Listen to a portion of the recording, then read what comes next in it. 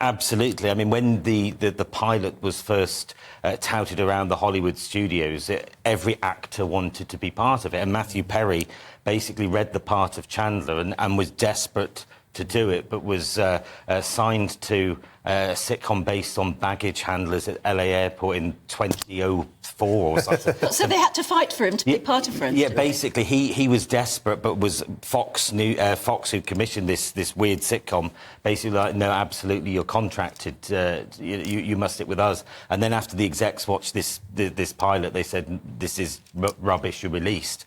And he just knew he was destined for Chandler. And when he went for the audition, he didn't even need the script because he'd rehearsed it so much, he just channeled that character straight away. Wow.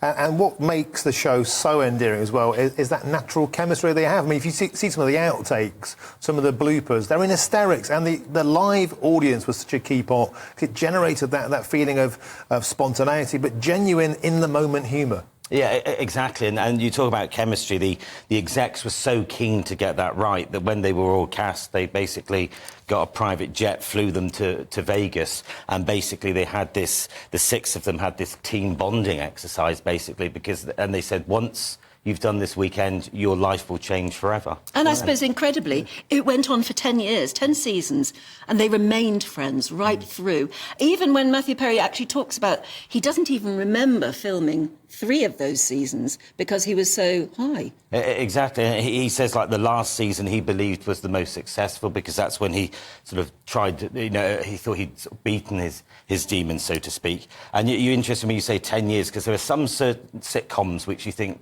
they could have ended it much sooner. They've really just milked it. Where Friends, people still wanted it to carry on, but they were like, no.